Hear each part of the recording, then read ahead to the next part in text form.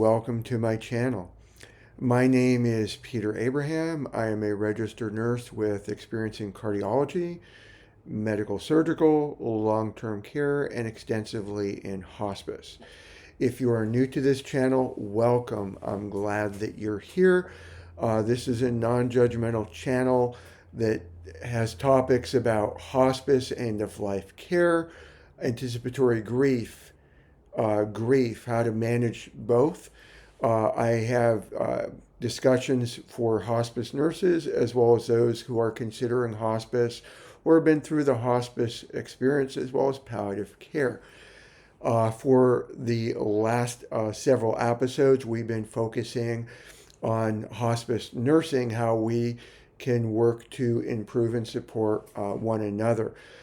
If you're new here, you may not know I am also an author. I have written a wide variety of books dealing with hospice and hospice topics. If this is stuff you like, subscribe, comment. I like to start off each episode with what am I grateful for. I strongly encourage you that every single day and as often as you can through the day, what are you grateful for? Now, this past Friday, I went to a men's group at the church I've been going to. The third Friday of every month, they have men's group. And I was sharing with one of the gentlemen there, I try to find out areas that I'm grateful for. It helps with resilience. And it was like, tell me more about that.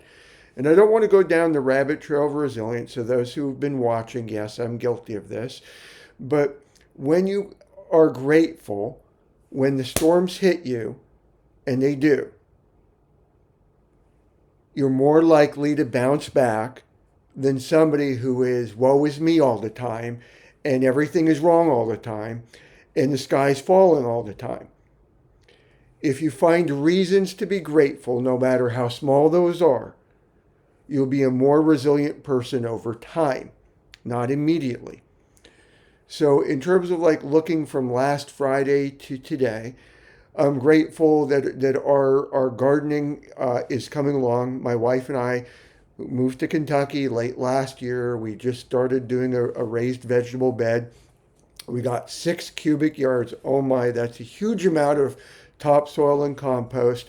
And we've been slowly getting that from the driveway to our backyard, which is the equivalent of several city blocks. Yes, we have close to an acre, so it's a lot of oh my. Anyway, long story short, we got 2 beds filled, the third one almost filled, the fourth one partially filled. We're making progress, and we have 2 of the beds have transplanted plants, with one of the beds having both transplant and seeds. We planted carrots by seed. So that's going well.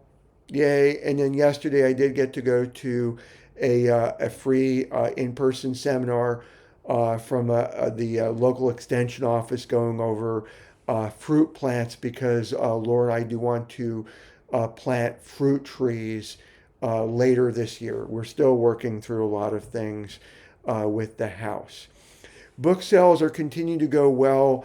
It looks like by the end of this month we're approaching or might exceed 2,500 books sold since the beginning. Now, that's not just one book, that's all the books combined. So thank you, everyone who is buying and reading the books. I am so grateful. I am almost done with the draft for clinical pathophysiology, a reference for hospice and palliative care nurses.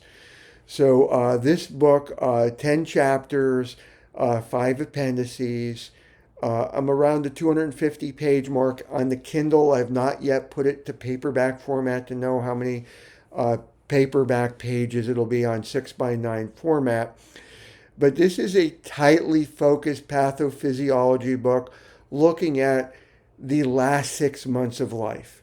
So it's not like when you went to nursing school and anatomy and physiology and you had these 2 huge, at least I remember, 2 gigantic textbooks going over anatomy and physiology. This is just the physiology portion, and it's specific for the last 6 months of life to help all of us anticipate what symptoms are happening, or if we see these symptoms, oh, it's because of X, Y, Z. and that and tied together with the art of visit planning and the art of hospice prognosis, we all can be better hospice nurses. That's my entire goal for every book that I write, to what degree they sell or not. So moving forward, so I'm trying to watch my rabbit trails more and more carefully after each and every episode. Last episode, we went over Shelley Henry, and I got her name right the first time. I didn't have my coffee last episode, and I misspoke her first name, and I apologized for that then, and I'm apologizing now. But Shelley Henry, I don't know if she's the first person who came up with it or another nurse, because I've been saying something similar for a while. But she may have been the first person on a public video saying the research job. So it's just a way that when you're at a visit, whether it's in writing, the date, the time, the person, some type of coding system, this is what you noticed.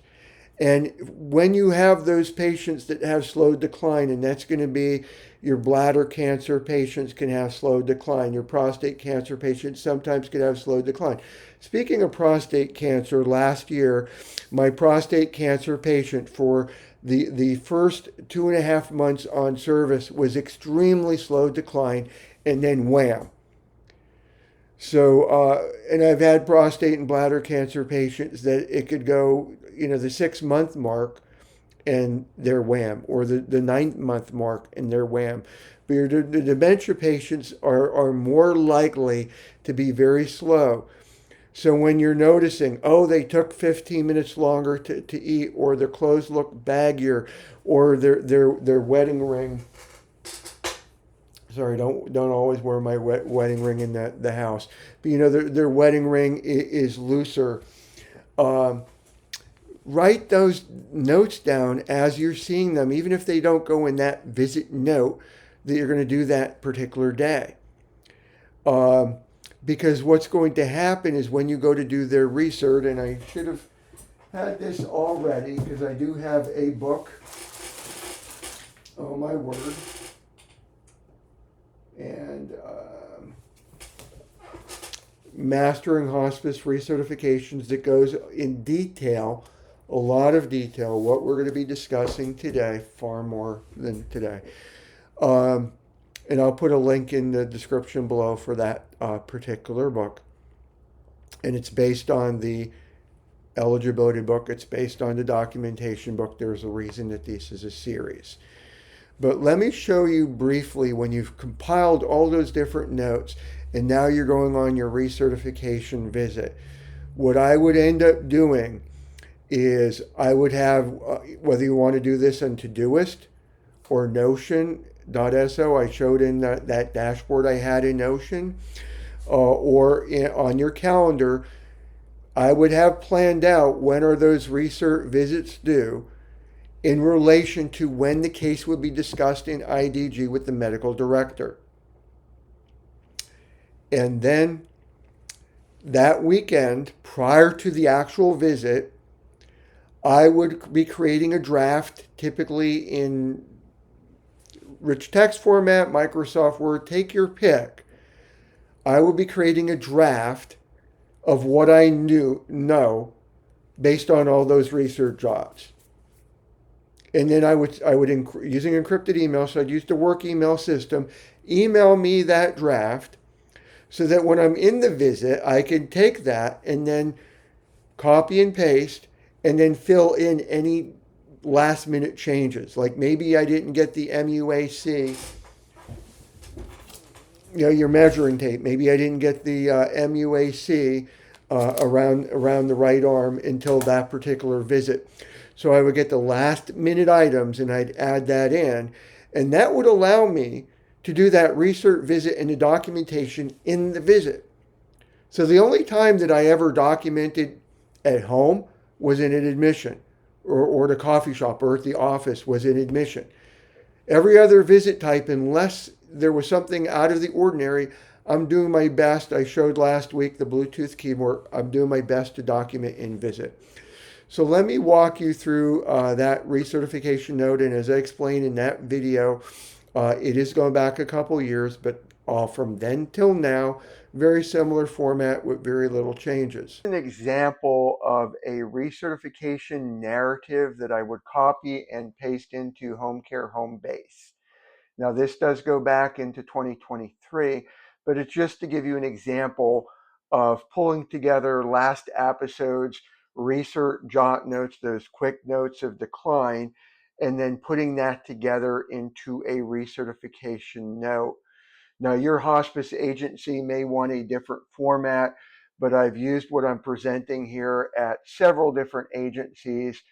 Granted, different information per patient than what you're seeing, but the same format, and was complemented by the various medical directors as being very concise and thorough.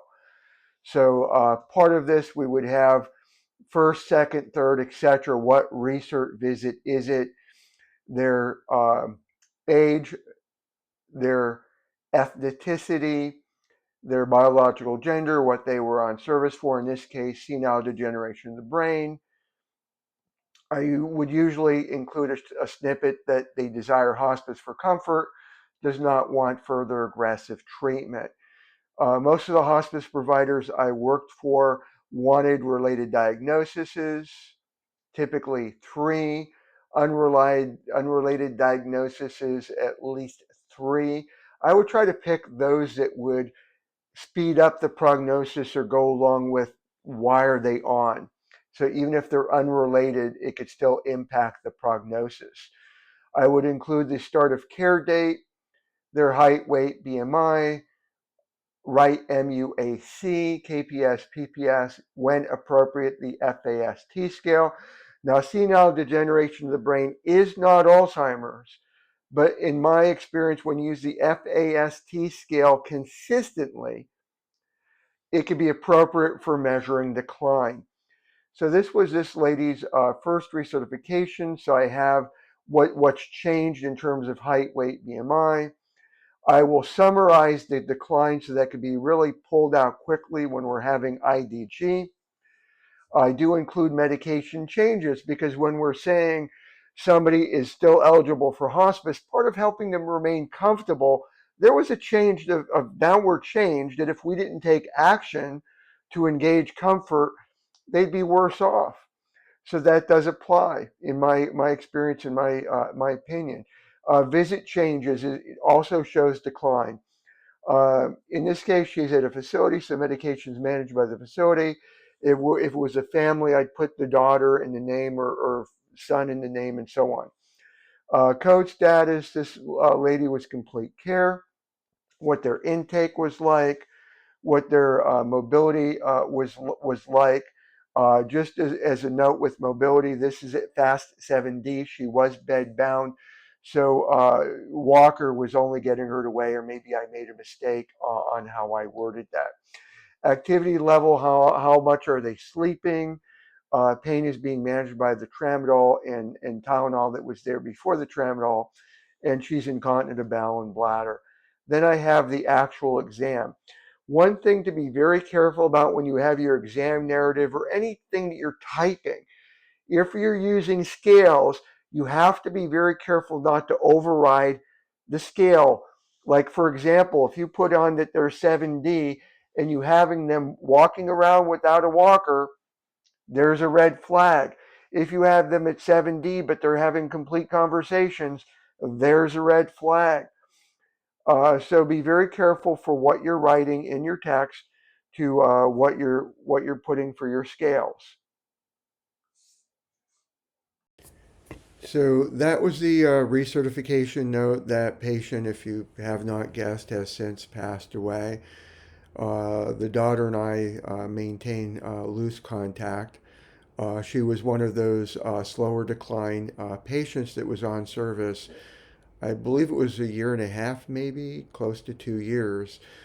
So for when we get down the road in another episode, possibly Friday's episode, we'll go over, what are you looking for those slow declines, and how do you present that when you're at IDG to validate the case.